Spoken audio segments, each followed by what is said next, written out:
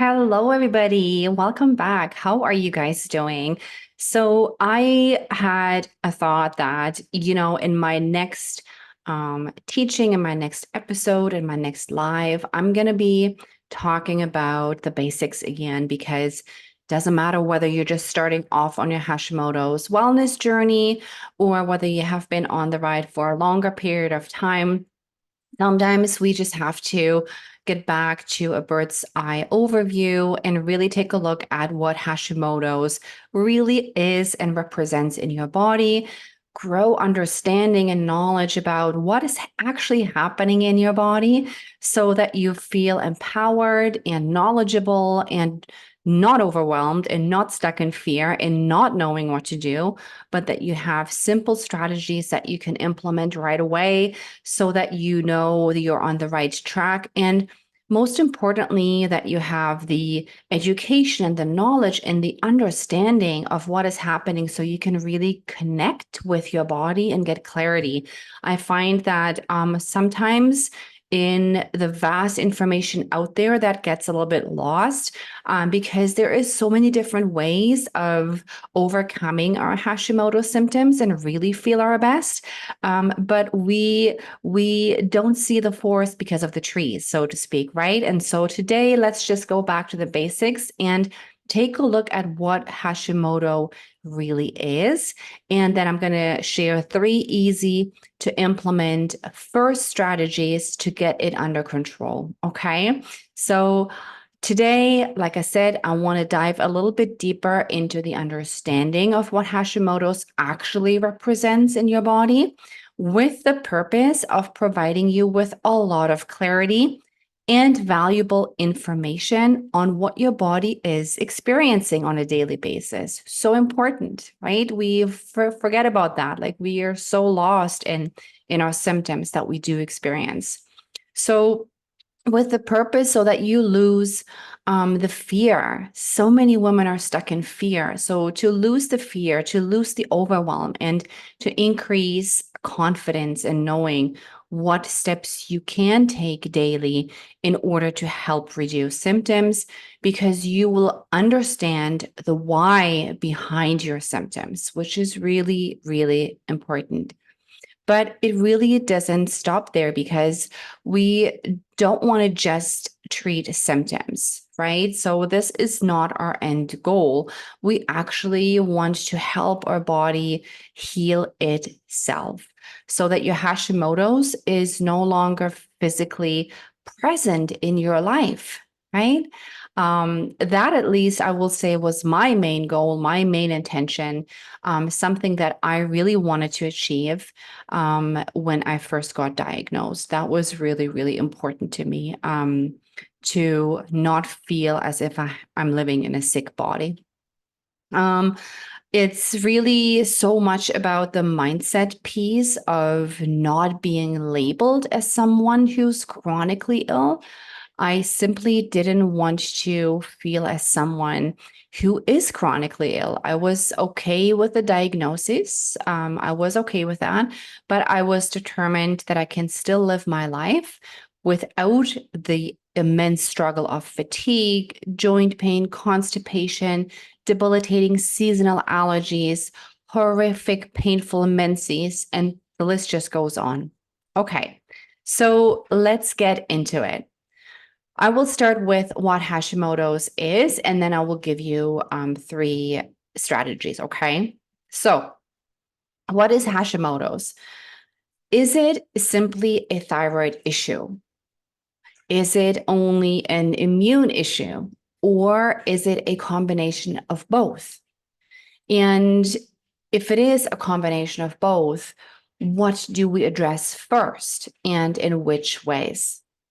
So I like to explain Hashimoto's almost as one of these big wooden toy block towers. If you have kids or when you were young, I'm sure that you played with them. You stacked all of those wooden blocks together in a one big tower. And then to create a strong pillar. And then you keep pushing out one wooden block at a time to make the structure weaker and more unstable, right? Right. But you try to keep it stable as long as you possibly can until the structure gets so weak that it only takes one more block to send the tower tumbling down. This is really what I compare to having Hashimoto's. I see the strong, big pillar as your body, and different aspects of imbalances start disrupting the strong structure over time.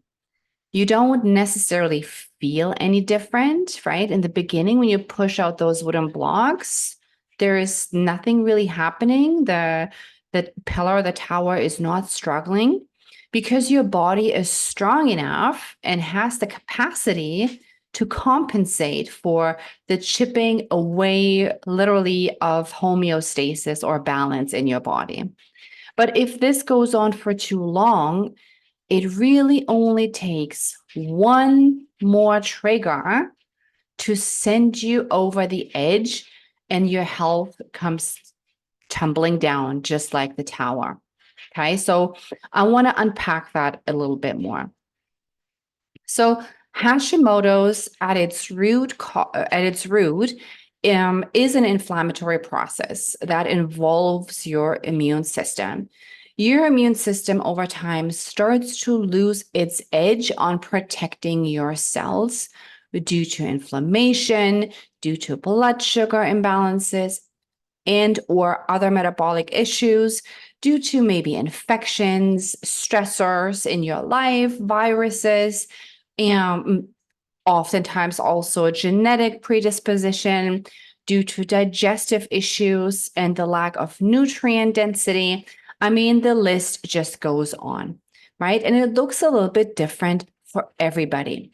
So over time, your immune system that is protecting you is starting to wear down. Now, science is honestly not quite there yet in terms of being able to explain 100% on why and how this affects some women and not others. But so far, this is what we know, from a bird's eye perspective. In a case of Hashimoto's, your body is chipping away at your thyroid health, versus your joint health in, let's say, rheumatoid arthritis or nerve cells in MS. Okay, so they are all autoimmune diseases and the underlying root causes are very similar.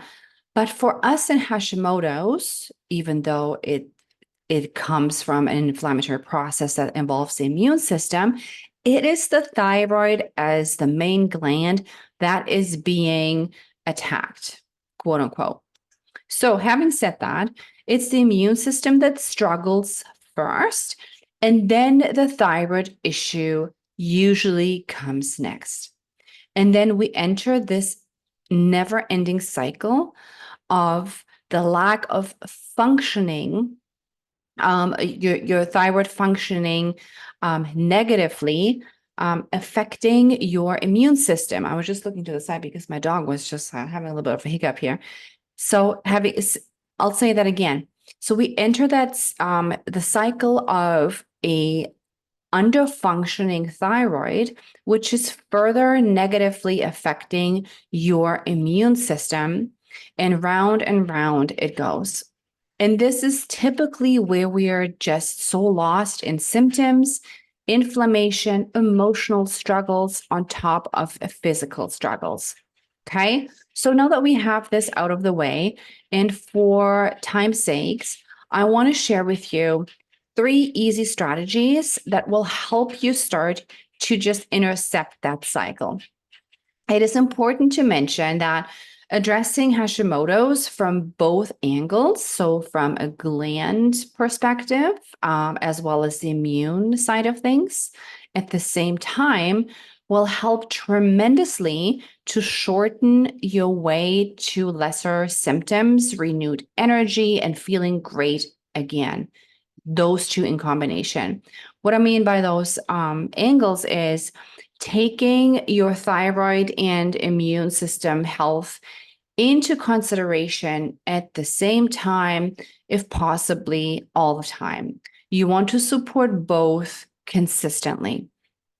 Okay, so get ready to write things down because I am giving you tip number 1 now. Okay, so tip number 1 is make sure that your thyroid is functioning optimally. So, optimally means it is not struggling. Okay. You want to get your thyroid in a place where it is just churning out the thyroid hormones as much as it possibly can. It's working well. It's not in distress at any point in time. Your TSH, thyroid stimulating hormone, needs to be around 0.5 to 2, not optionally sitting at 3, 4, or 5, because conventional medicine tells you 3, 4, 5 is in range. Okay. It might be in range in outdated, ranges that conventional medicine is still using, but it is certainly not optimal for the body.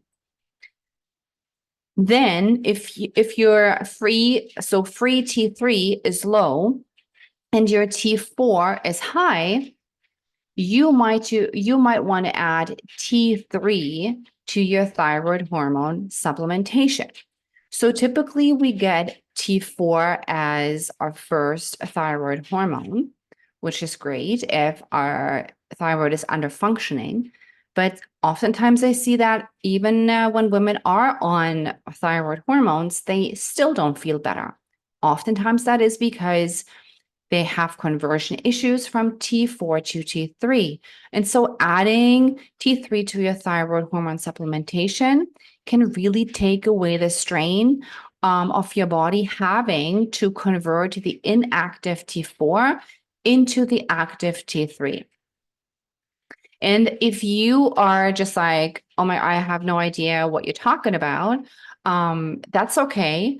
Please do let me know. Send me a message, email me. I can create a short little quick training in unpacking the thyroid hormones for you. That's not a problem. So going back to the thyroid, TSH needs to be optimal. Okay, so 0.5 to 1.5. And free T3 needs to be at a really good level. This is going to be the fundamental step 1 to support your thyroid before you even go into nutrition. And I will say here that there's absolutely no shame in taking thyroid hormones. You don't have to put any sort of guilt on you that you're not capable of doing it yourself, or anybody telling you you shouldn't, you should be just eating right. No, there's absolutely no shame in helping your body find its way back to health by adding supplemental thyroid hormones if it needs it at this moment in time. If your body needs it right now as a therapeutic tool, it will only help your body to feel supported and then to be able to actually focus on other areas inside your body that need healing or rebalancing. Right? So you're taking away a lot of strain. That doesn't mean that you have to be on thyroid medication forever if your thyroid is in good shape. It only means that at this moment in time, you'll be able to really support your body to get to the next level, which leads me to step number 2. Step number 2, the easiest first thing to implement is an immune supporting diet. So this is really, really a biggie for me, and I talk about it a lot. I am very pro nutrient density versus the prolonged use of restricted AIP or paleo or keto diet that have been used to simply get rid of symptoms. Food intolerances are almost a given for all of us, for us who are new on their Hashi's journey anyways. There is just no doubt about it, because there's so many different things that are out of balance in the body that food intolerances are almost a given. Food intolerances are connected with an immune system that's out of balance. So I'm not going into details here because I don't want to overwhelm you. This will also be another topic for another day. Just know that your immune system, your gut health, and food intolerances are all connected. So long term, it is extremely important that you start to simplify your diet first.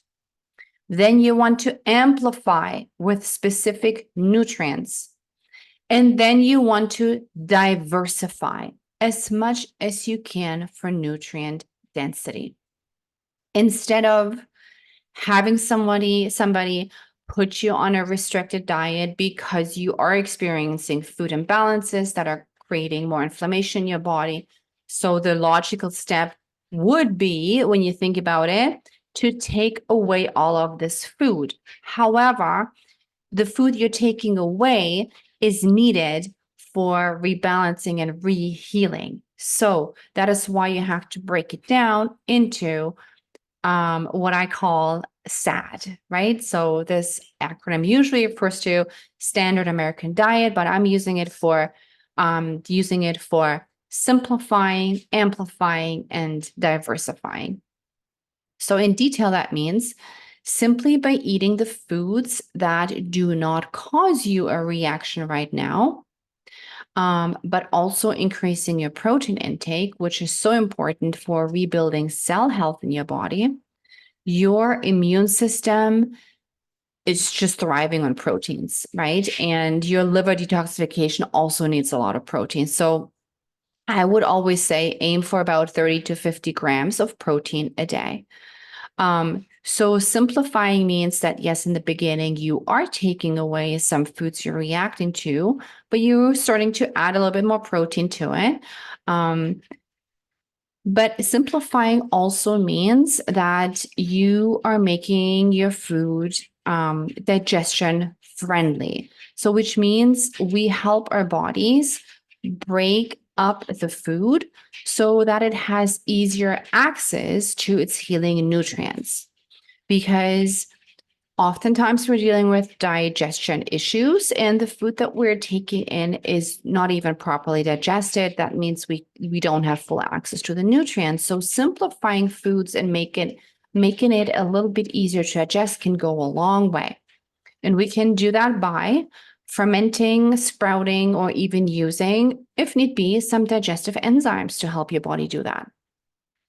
So, and then after that, we are looking at amplifying, which simply means to eat more of those specific therapeutic or nutrient dense foods. A lot of people just simply don't eat enough with Hashimoto's. I see they're under eating all the time because there's several reasons. Because we are afraid to gain weight, number one, with a thyroid issue, right? But the truth is, the weight gain is not due to eating too many nutrient dense foods. The weight issue is usually hormone related and inflammation related. So don't worry about eating too much. Eat more of your veggies, fermented veggies, sprouted foods, things like that, to pull in the simplifying again. Start your day with veggies and protein, right? Instead of simple carbohydrates. Eat every 3 hours. That is really important in the beginning to avoid blood sugar imbalances. Amplify thyroid friendly foods. So do your research and see what thyroid friendly foods are, and then amplify those in your diet. I do have a cheat sheet of thyroid friendly foods available. Usually I keep that aside for my clients, but I will make this available for you here. So if you're interested, just message me and I will send it along. Okay. So we talked about supporting your thyroid to bring it into optimal levels, supporting your immune system with nutrition, And the last one of the very first strategies I would recommend is to work on your sleep routine. Yes, I know. I know sleep is a touchy topic for a lot of women, and it can really put such a damper on every day of your life. I know that insomnia and sleep deprivation is one of the biggest pain points for women with Hashimoto's, but they typically don't see it as something they can actively influence. So a lot of women are suffering, but they don't feel as if they have the power to do anything about it. They feel it's a symptom of their Hashimoto's, which they can't fully have an influence on. But really, that's what they actually should be doing, because inflammation levels, as well as digestion, absorption, stress responses, are all of them are just so massively linked to sleep.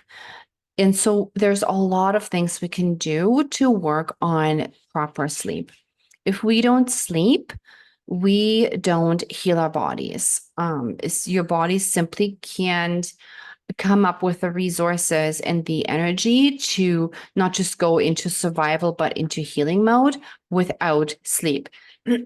So we need a solid, good quality sleep to lay the foundation of everything else that we do to support our bodies.